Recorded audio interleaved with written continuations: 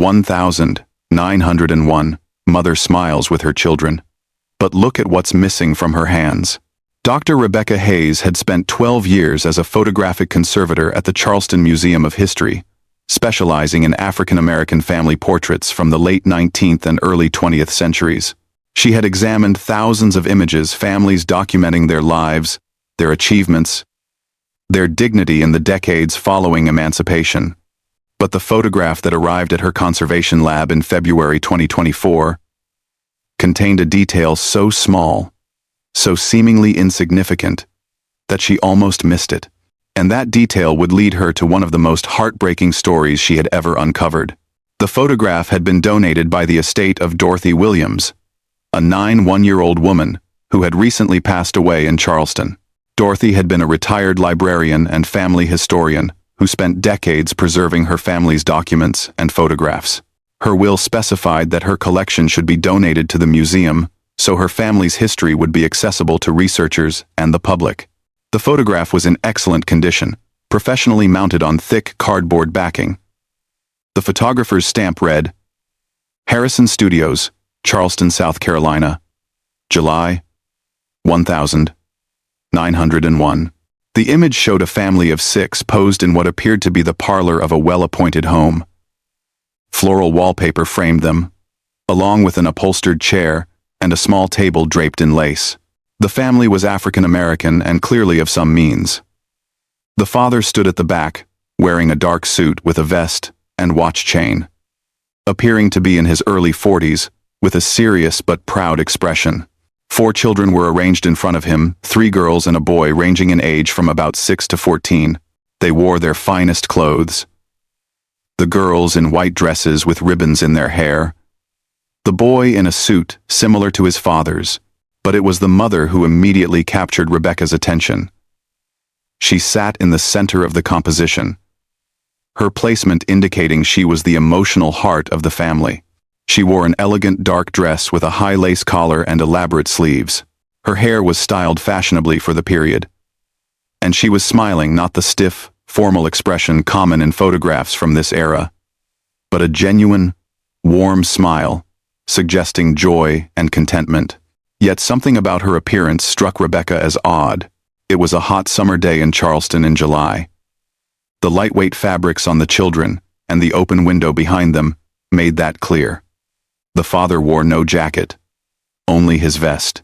The children's clothes were summer cotton, but the mother wore formal white gloves, elbow length, the kind meant for an evening event, not a family photograph taken at home on a hot day.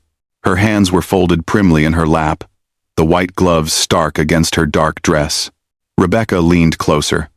Why would a woman wear such gloves on a summer day for an informal portrait?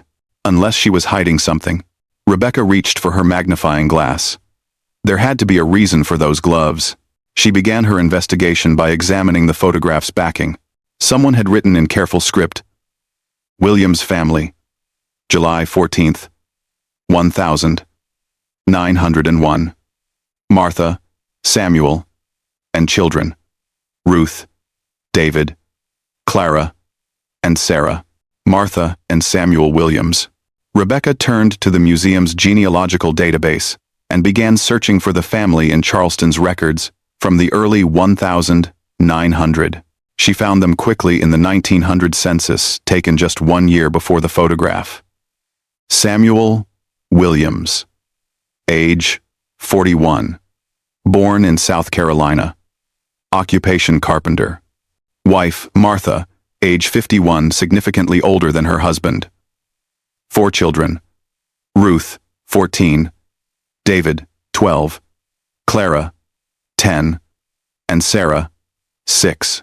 The census listed the family as homeowners, a significant achievement for an African American family in 1900. Samuel's occupation suggested steady work and a decent income. All children attended school. This was a family that had built stability and modest prosperity in the decades since emancipation. But Rebecca needed to know more about Martha. The gloves suggested she was hiding something about her hands. What could make a woman so determined to conceal them? Rebecca searched for Martha Williams in earlier records. She found her in the 1870 census as Martha Johnson, age 20. Working as a domestic servant in a Charleston household, unable to read or write. Common for someone who had been enslaved just 5 years earlier. In 1880, she was still single, age 30, still working as a domestic servant. The 1,890 census was lost to fire, leaving a gap. Then Rebecca found Martha's marriage record. Martha Johnson married Samuel Williams on the 3rd of June, 1886. Martha was listed as 36, Samuel as 27. An unusual but not unheard of age difference. Rebecca needed to go further back. She turned to Freedmen's Bureau records, the most comprehensive documentation of formerly enslaved people immediately after the Civil War. There, she found Martha Johnson registered in August 1865. The entry was brief but contained a detail that made Rebecca freeze. Martha, approx. Age 15. Formerly enslaved by Robert Johnson. Charleston. No family located. Seeking work. Unable to read or write. Note: severe scarring on hands and wrists from restraints. Severe scarring on hands and wrists. In 1901, Martha wore white gloves. The connection seemed undeniable, but Rebecca needed more. She searched further into Civil War-era medical records and found hospital logs from the Union Army's occupation of Charleston in early 1865. These hospitals treated wounded soldiers and formerly enslaved people fleeing plantations. In the meeting street, hospital records was an entry. Patient: Martha, colored female, approx. 15. Treatment for infected wounds on both hands and wrists caused by iron shackles. Patient reports being restrained as punishment for attempted escape. Shackles applied too tightly and left on for extended period, causing tissue damage and infection. Wounds show signs of deliberate burning. Shackles appear to have been heated before application. Rebecca felt sick. Martha had been a child only 15 when she'd attempted to escape slavery in the final months of the war. She had been punished with heated iron shackles that burned and scarred her skin so deeply that the wounds became infected. The record noted the scars would be permanent and extensive. There were multiple follow-up entries documenting her slow-healing burns forming thick keloids, raised and irregular, especially common and prominent on darker skin. But why had she tried to escape at that moment? Rebecca searched for information on the Johnson plantation and found references indicating that in early 1865, as Union forces approached, enslavers had grown more violent and desperate. Union Army reports described enslaved people, chained or otherwise restrained, to prevent escapes. Punishments becoming increasingly severe. Martha had been one of the many trying to reach freedom. She had nearly died for the attempt, and 36 years later, as a wife and mother sitting proudly in her family's parlor, she still wore gloves to hide the scars. Rebecca leaned back from her computer, overwhelmed by the story slowly emerging from a single pair of white gloves. This family portrait, with its smiling mother and well-dressed children, contained layers of hidden trauma that were only now becoming visible. Rebecca wanted to understand how Martha had gone from the 5-year-old girl with infected burns on her hands to the well-dressed woman in the 1901 photograph. What had her life been like in the 36 years between slavery and that portrait? The Freedmen's Bureau records provided some answers. After her treatment at the Union Hospital, Martha had registered with the Bureau and sought work in Charleston. The records showed her employed as a domestic worker for various white families between 1,865 and 1,886. Rebecca found Martha's name in city directories throughout the 1,870 and early 1,880. She had worked for several households, always listed as servant or domestic. The work would have been difficult: cooking, cleaning, laundry, childcare, but it was paid work, and Martha had been free to leave if she chose. What struck Rebecca was that Martha had remained unmarried until age 36. This was unusual. Most formerly enslaved women married young, eager to form families they had been legally denied during slavery. Why had Martha waited so long? A clue appeared in a letter preserved in the papers of a Charleston minister. Reverend Thomas Grant of Morris Street Baptist Church. The letter, dated 1885, was from Martha seeking his counsel. Reverend Grant, I write to ask your advice. Mr. Samuel Williams has asked for my hand in marriage. He is a good man, a skilled carpenter, and a faithful member of the church, but I must tell him about my past and about my condition. I'm afraid he will not want me when he sees. I've kept my hands covered all these years because of the marks I carry from slavery. I fear no man will want a wife so marked. Rebecca felt her throat tighten. Martha had been hiding her scars for 20 years, afraid they would make her unmarriageable. The gloves she wore in the 1901 photograph had been a constant part of her life since freedom. Reverend Grant's reply was recorded in his letter book. Dear Sister Martha, I have spoken with Brother Samuel, and he is aware of the marks you carry. He says he does not care about scars. He cares about the woman you are. He says those marks are proof of your courage, that you tried to escape bondage and survived. He asks that you not hide from him. He wants to marry you as you are. The wedding took place in June 1886. Rebecca found the marriage certificate and a note in the church records. Samuel Williams, aged 27. Carpenter. Married Martha Johnson. Age 36. Reverend Grant officiating. The bride's hands, which carry the scars of her bondage, were joined with the groom's hands, which carry the calluses of his free labor. May their union be blessed. Samuel had known about Martha's scars before they married. He accepted her fully.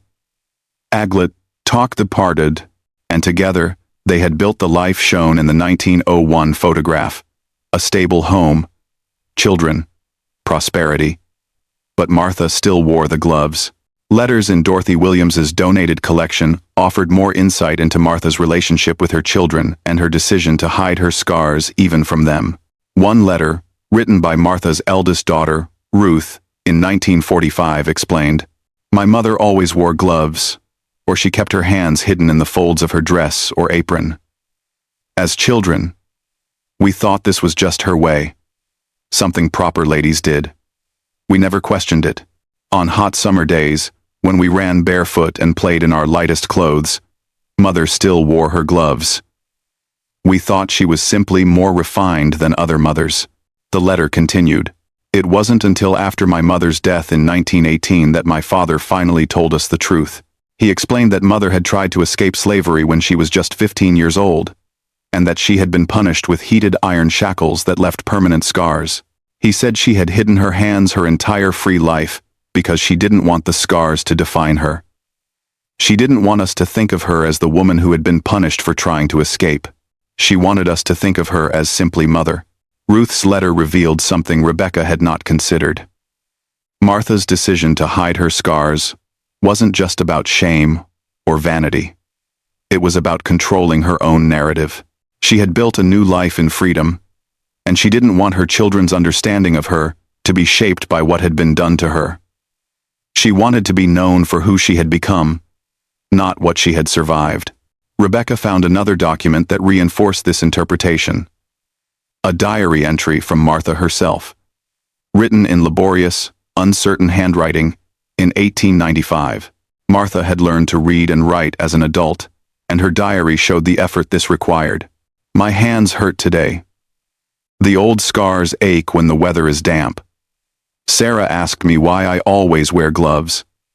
I told her they keep my hands soft and ladylike. She accepted this answer. I'm glad. I do not want my children to know what was done to me. They were born free. They have never known chains. I want them to remember their mother as a proper woman, a good mother, a respectable member of the church, not as a girl who was burned with hot iron for trying to be free." Her diary continued, "Sometimes I wonder if I am wrong to hide this. Samuel says I should be proud of those scars, that they show I was brave enough to fight for freedom, even when I was just a child. But when I look at my hands, I do not feel brave. I feel the pain again. I remember the smell of burning flesh. I remember screaming, "I do not want my children to think of me this way." So I keep my gloves on, and I let them think their mother is simply particular about propriety. Rebecca was struck by the complexity of Martha's choice. She wasn't hiding her scars out of simple shame. She was making a conscious decision about how she would be remembered, what parts of her story she would share, and what parts she would keep private. Rebecca wanted to understand the circumstances surrounding the 1901 photograph. Why had the family commissioned a portrait at that particular moment? And why had Martha chosen to wear white gloves despite the summer heat? The Williams family papers provided answers. A receipt from Harrison Studios dated the 14th of July 1901 included a note from the photographer, "Family portrait as requested. Special care taken with lighting to ensure Mrs. Williams' attire is prominently featured." There was also a letter from Ruth Williams to her sister Clara, written in 1918 after their mother's death. "Do you remember when we had that family portrait taken in 1901? I was 14 and thought it was so exciting to have a professional photographer come to our house. But I never understood why Mother insisted on wearing those white gloves. It was so hot that day. Now that Father has told us about Mother's scars, I finally understand. She wanted one photograph of the whole family together. And she wanted to look proper and elegant, not marked by the past." Rebecca discovered another layer in a letter Samuel wrote to his brother in 1902, a year after the portrait. "Last summer we had a family portrait made. Martha insisted on wearing her finest dress and her white gloves despite the July heat. I understood why. She wanted to be remembered as the dignified woman she had become, not as the scarred survivor she had been forced to be.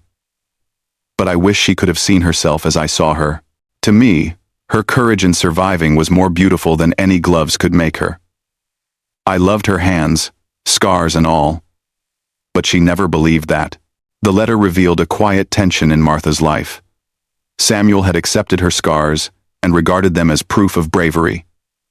But Martha herself could not accept them. She saw them as marks of humiliation, not heroism.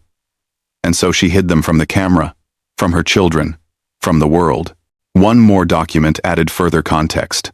A newspaper article from the Charleston Messenger, an African-American newspaper, dated August 1901, just weeks after the photograph was taken. It was part of a series highlighting successful African-American families in the city. The Williams family of East Bay Street represents the progress our people have made since emancipation. Mr. Samuel Williams is a skilled carpenter whose work is sought throughout the city. Mrs. Martha Williams keeps a spotless home and has raised 4 educated, refined children. The family owns their home and is active in their church. They are an example of what is possible when our people are given the opportunity to build lives in freedom. The article made no mention of Martha's past in slavery or her scars. She had successfully crafted a public identity as a respectable middle-class woman.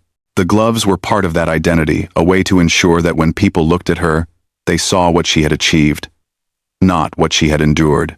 Rebecca wanted to understand the physical reality of Martha's injuries. She consulted Dr. James Chen, a dermatologist and medical historian specializing in historical scarring. Dr. Systemarched. Chen examined enhanced digital images of the photograph, focusing on Martha's gloved hands. Even through the gloves, he could make out subtle irregularities in the shape of her hands and wrists. Slight distortions, suggesting underlying scar tissue. Keloid scars from severe burns can be quite extensive, he explained. They don't just sit on the surface of the skin. They can contract and tighten over time, affecting mobility and causing chronic pain. Dr. Chen pulled up historical medical texts from the late 1800s showing photographs of patients with severe burn scars. The images were disturbing: thick, raised scars covering hands and wrists, some so severe they restricted the ability to fully open or close the hand. Based on the hospital records you found, Dr. Chen explained, Martha's injuries would have been classified as third-degree burns damage extending through all layers of skin and into the underlying tissue.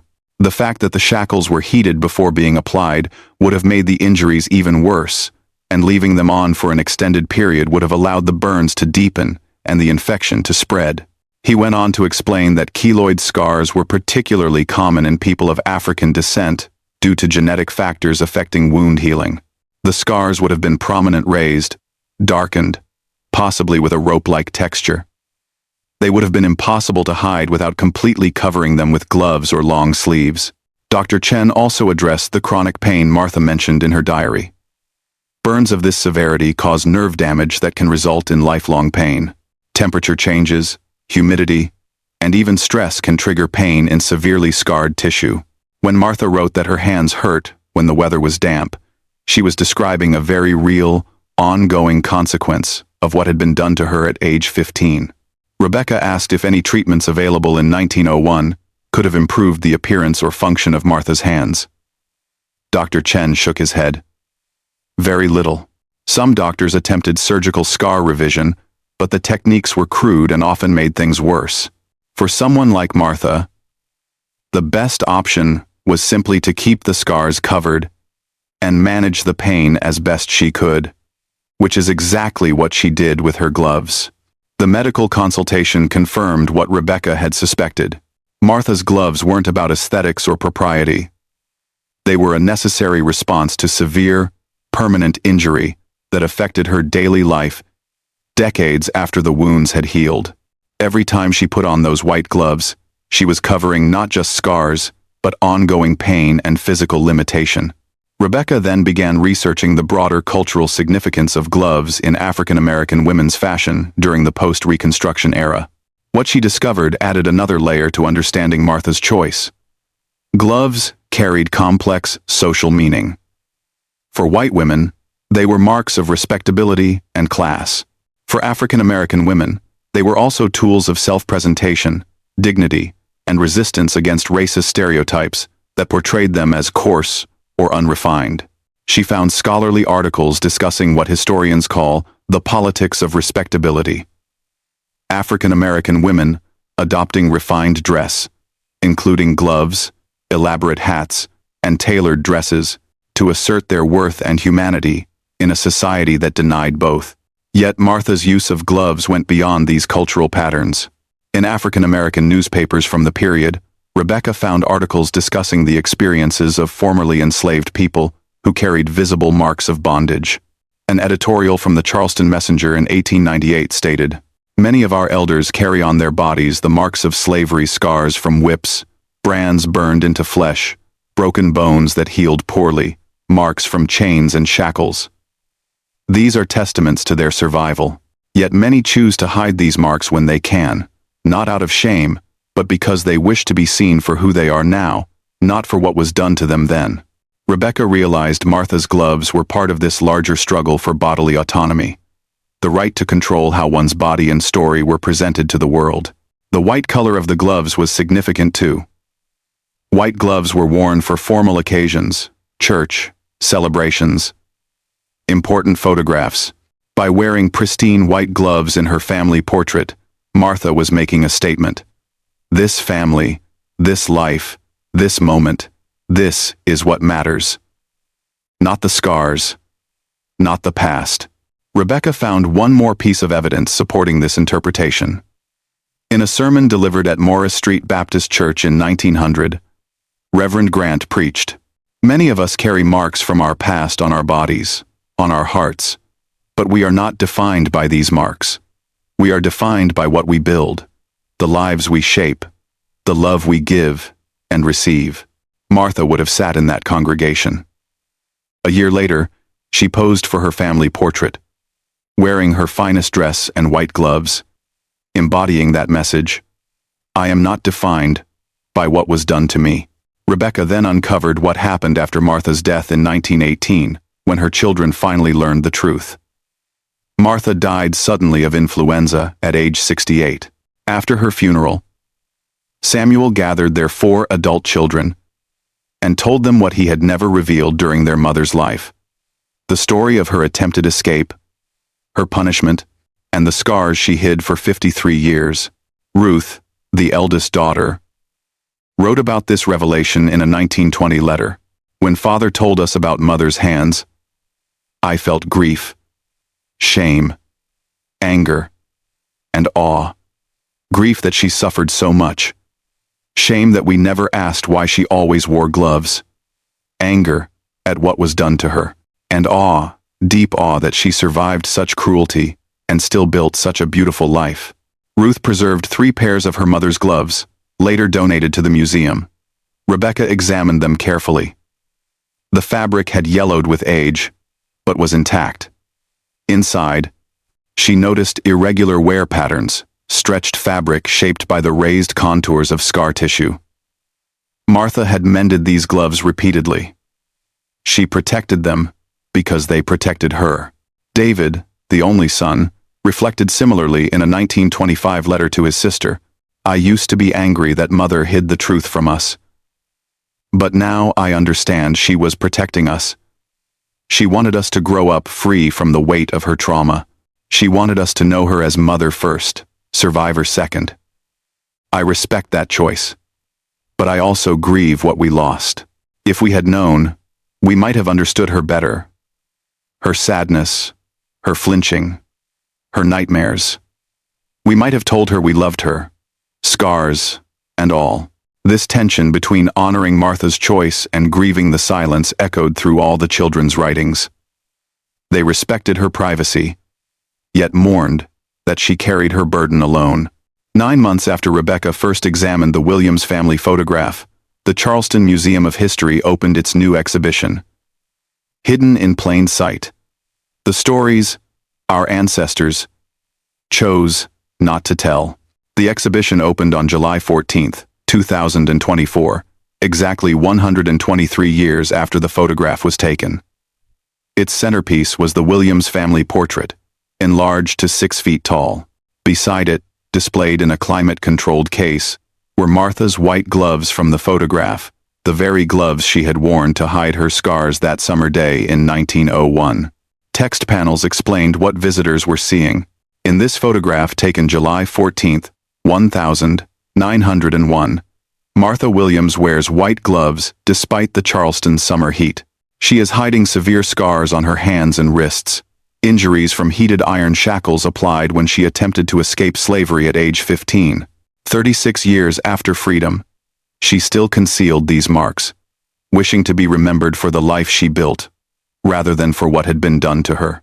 The exhibition included extensive documentation, hospital records from 1865, Martha's Freedmen's Bureau registration, her diary entries, letters from her children, medical analysis of burn scars, and historical context about punishment inflicted on enslaved people who attempted escape. One section focused on the complexity of Martha's choice, presenting multiple perspectives without judgment. Martha Williams made a deliberate choice to hide her scars.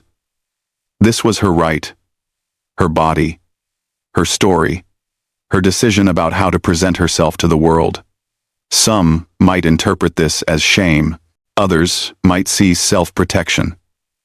Still, others might view it as an assertion of narrative control. There is no single correct interpretation. What matters is that she chose, and her choice was respected by her husband, and eventually understood by her children. Another section contextualized her experience within the broader history of punishment for escape attempts. Severely burning escapees with heated restraints had been a common practice in the final years of slavery. Enslavers sought to inflict maximum pain and leave permanent visible marks as a deterrent. Thousands of formerly enslaved people carried such scars for the rest of their lives. Some wore them openly as symbols of resistance. Others, like Martha, chose to hide them. Both responses were valid. On opening day, Rebecca stood near the entrance watching visitors' reactions. Many were moved to tears. They looked at the smiling mother surrounded by her children, then read about what the gloves concealed, and then looked again at the photograph with a new understanding. An elderly black woman approached Rebecca after studying the exhibition for nearly an hour. "My grandmother always wore long sleeves," she said quietly. "Even in the hottest weather, she never explained why, and we never asked. After she died, my mother told me she had scars on her arms from a whipping she received before freedom. She never wanted anyone to see them. She never talked about it. She looked back at the photograph. Seeing this, I finally understand. She was making the same choice Martha made to be known for who she became, not for what was done to her. A high school class visited next. One student, a young black girl, stared at Martha's gloves for a long time before whispering, "They're so beautiful, so white, and perfect. But now I'll never look at white gloves the same way again. I'll always wonder what they might be hiding." Her teacher nodded. That's part of what this exhibition teaches us. Everyone carries hidden stories. Everyone chooses which parts of themselves to show and which to keep private, and we must respect those choices. Something simple, like a pair of gloves, can hold layers of meaning that only become visible when we look deeper. The exhibition became one of the museum's most visited displays. Historians and sociologists wrote academic papers about Martha's story. Descendants of formerly enslaved families visited to share their own stories of hidden scars, hidden trauma, and personal choices about how to present the past to the future. 3 months after the opening, Rebecca received a package. Inside was a letter from Jennifer Williams Thompson, a great-great-granddaughter of Martha and Samuel. "I'm writing to thank you for telling my ancestors' story with such care and respect. I grew up hearing about great-grandmother Martha, who always wore gloves, but I never knew why until I saw your exhibition. Now I understand that those gloves represented both her trauma and her strength, her refusal to be defined by what had been done to her." The letter continued, "I'm enclosing something I believe belongs in your exhibition. It's a pair of Martha's work gloves, found in my grandmother's attic. These are not the white gloves you have, these are heavy cotton gloves, stained and worn. According to family history, these were the gloves Martha wore in her garden or while doing household tasks. The white gloves were for photographs and public appearance. These were for daily life. They tell a fuller story.